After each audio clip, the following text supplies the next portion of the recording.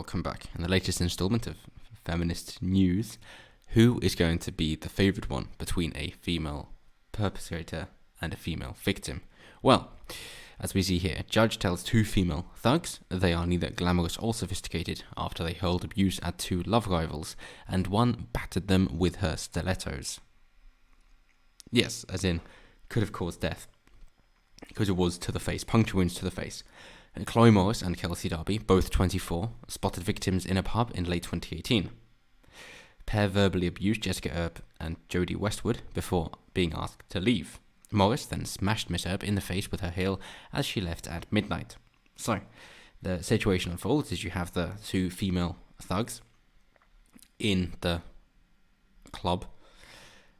They spot the two other females and are then verbally abusive to them. They are then thrown outside because, hey, you don't want those kind of patrons in your premises. Okay, so then those two females wait outside.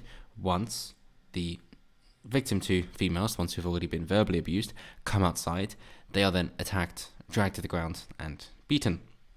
As in, they go after one of them, kick them in the head, batter them, smash them in the face with the stilettos, and then when the other one comes to try and prig them off, they then go after her and drag her to the ground and batter her and smash her in the face with stilettos as well.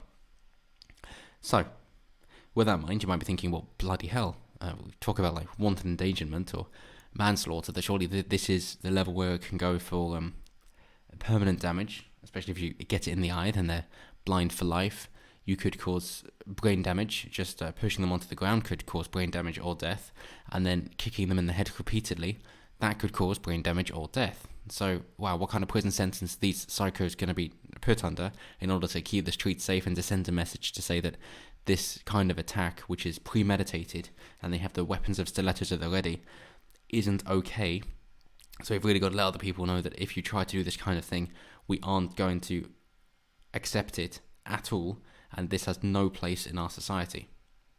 Well, Judge Anthony Potter spared them both prison.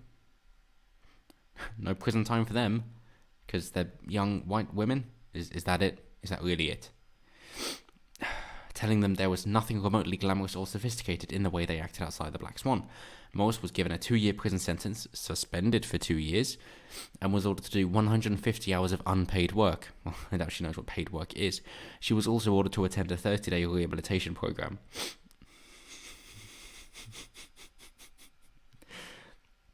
If only that worked, eh? It's like, yeah, we don't need to worry about prison. They just need to have a month of a rehabilitation program. That'd be fine. Darby was sentenced to 20 months in prison, suspended for 18 months, and ordered to do 120 hours of unpaid work. Oh, but you might think that's not good enough. But maybe there was a way to win it back. Well, how about both must wear electronic tags and pay the victims a total of £300? Yeah, that's gonna teach them. Yeah. If you try to kill somebody and smash them into the ground, it's gonna cost you £300. As in the same as an expensive night out. And it is an expensive night out, but still, in some places, you could easily spend £300 in a night. That is how much it's going to cost. And that is the compensation the victims get. So yeah, you've been smashed into the ground, kicked and beaten repeatedly. How about £300? How about 150? There you go. That'll do you. That'll cover your medical bills, because there aren't any, because it's an NHS. And so that'll cover your missed work as well. I mean, bloody hell. It's like, what, that would cover almost a week's work. Almost half a week's work.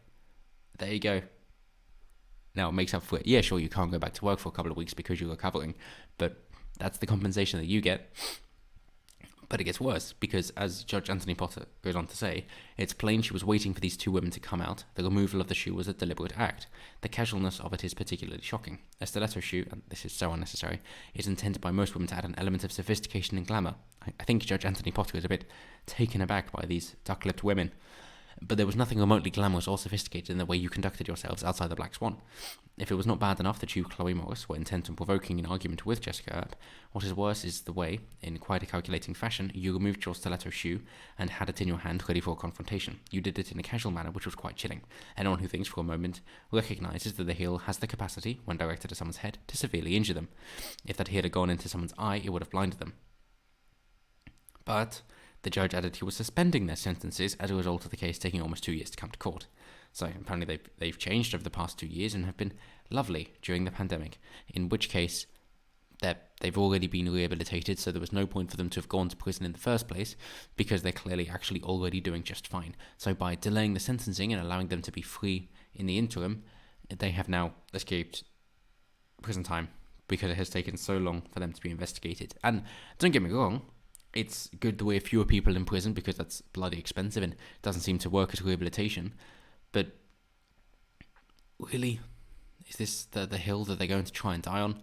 To say, yeah, we're not going to prison them at all. That you've got to hope that the defense is going to, the prosecution rather, is going to appeal this and say, hey, this is definitely not good enough.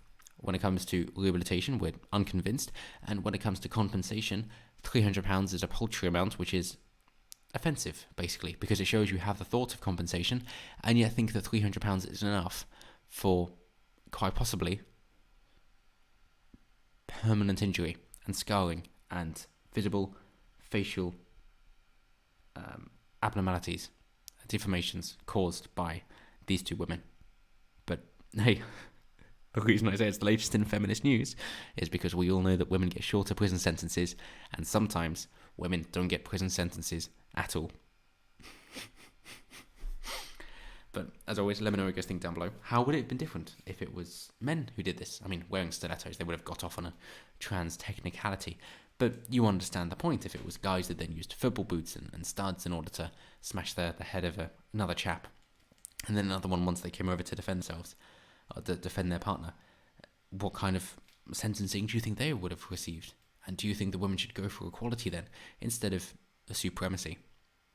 Either way, let me know down below. Always intrigued to hear what you guys have to say. And as always, until next time, have a good one.